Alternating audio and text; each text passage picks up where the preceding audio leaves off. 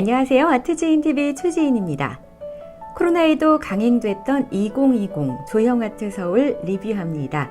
마지막 날이었던 일요일은 저도 계속 나가서 촬영도 하고 관람객들을 맞이했는데요. 많은 분들이 거울 그림 앞에서 사진을 찍으시면서 좋아하시는 모습에 작업실에 콕 박혀서 그림만 그리던 시간들이 다 보상받는 듯 했습니다. 포즈를 취할 위치를 잡아드리면서 얘기를 들으니 인터넷에 올라온 사진을 보고 일부러 사진을 찍으러 아이들과 함께 온 분도 계시더라고요. 큰 그림 앞에서 사진 찍으려면 기다려야 해서 작은 화조와 그림 앞에서도 줄 서서 사진 찍는 분들을 보면서 저도 조형아트 서울 함께한 작가님들과 거울 셀카를 찍어봤습니다. 부부 작가이신 김경민 작가님, 권치구 교수님도 다녀가 주시면서 응원의 말씀 해주셨고요.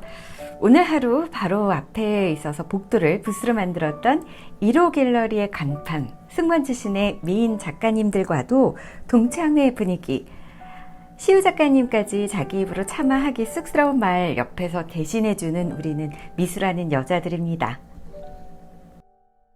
SNS로만 만났던 작가님들도 만나서 이야기를 나눌 수 있어서 더 반가웠습니다.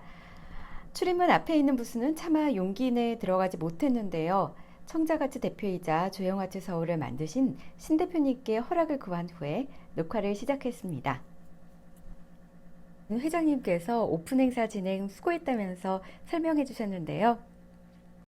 아드님이시래요. 첫째 아드님이고 유리공예를 하신다고요. 마이애미에서도 크게 인기를 끌었다고 합니다. 청작화랑을 운영하고 계시는 회장님께서는 해외 아트페어만 60번 넘게 다녀오셨다고요. 열정이 대단하신 것 같았습니다. 예고 동창 아빠인 이활종 선생님의 그림도 반가워서 영상을 찍고 있었는데 큐레이터님이 찍으면 안 된다고 하셔서 냈던 용기가 사라락 사그라들고 바로 옆 부스로 이동했습니다. 신진 작가들은 사진을 촬영하고 홍보해주는 거 좋아하기도 하는데요. 물론 싫어하는 분들도 있습니다. 사진 촬영이 안 된다고 할 때는 바로 촬영을 접고 다른 데로 갑니다. 폐허 기간 동안 자주 봤던 전동민 작가를 찾아서 잠실 창작 스튜디오로 이동했습니다. 한국화 채색화예요. 조대 동양학과를 졸업해서 원래 조대가 동양학과가 좀 세거든요. 이렇게 남산타워를 들고 나왔는데 홍콩에서는 홍콩을 그린 작품을 선보이기도 해서 인기였습니다. 홍콩 같이 갔던 작가들이고요. 친한 작가 위주의 방송입니다. 지용 작가예요. 지용 작가는 핀으로 이렇게 작업을 하고 있는데요. 저희 집에도 그림이 하나 있고요.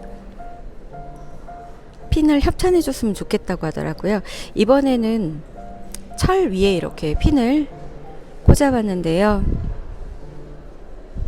오드리 헵번을 만들었고 장구경입니다. 홍콩에서 아주 인기가 좋았어요. 네, 갤러리 41입니다. 여기도 거울 있고요. 이렇게 작품 하시는데요.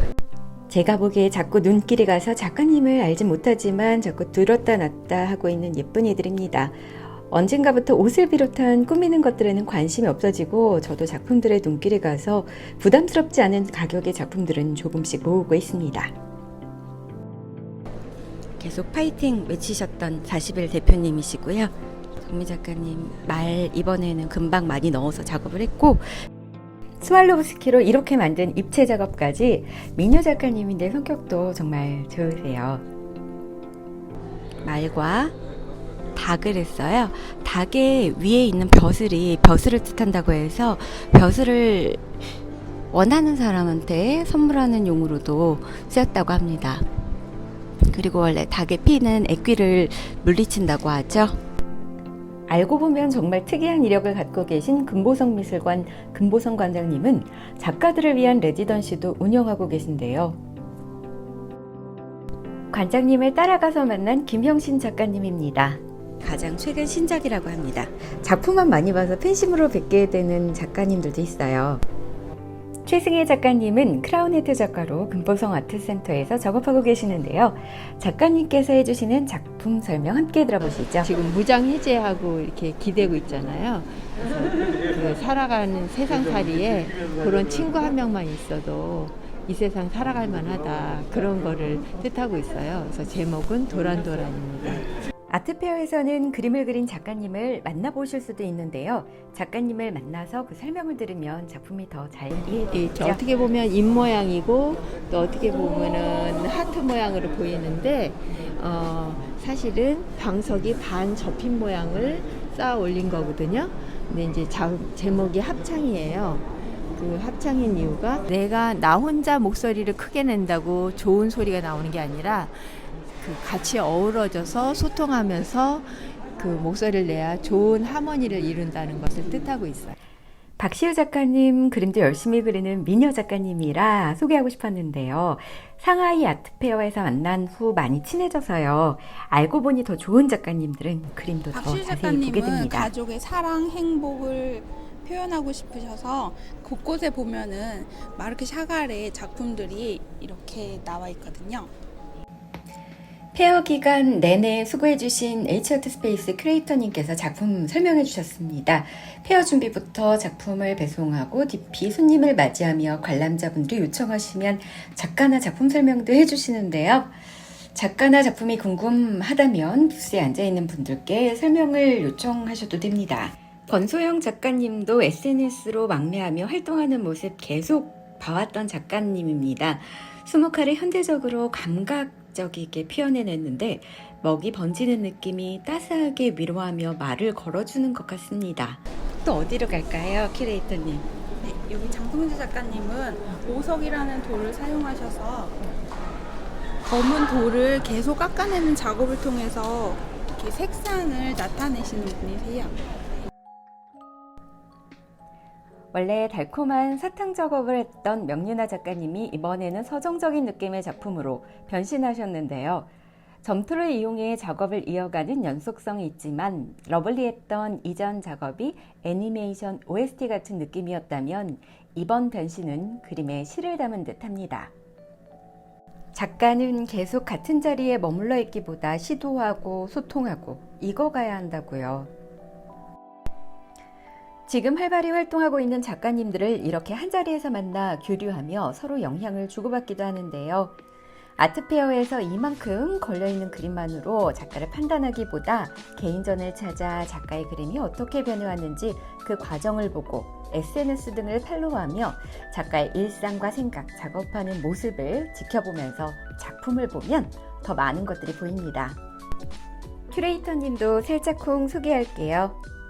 큐레이터님이세요? 안녕하세요. 안녕하세요. 작가 예진입니다.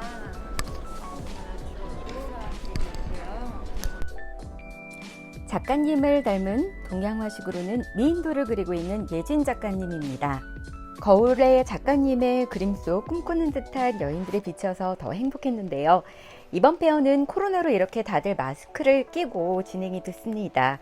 소리가 잘 안 들리시죠? 제가 대신 설명하자면 예진 작가님이 어릴 때 쓰던 바이올린에 소녀를 그렸는데 반응이 좋습니다.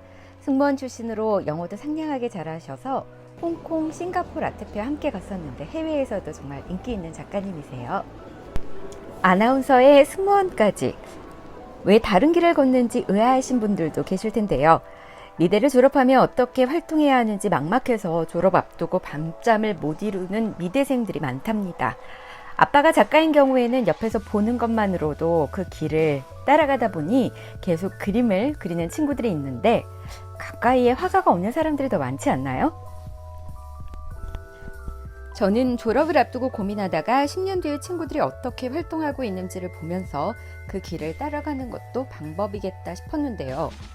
한동안 예고 이사장님이 열심히 동문들 찾아다니셨는데 다 어디 갔냐며 이렇게 작가가 많은데 2명만 우리 학교라고 어리둥절해 하시던 표정이 떠오릅니다.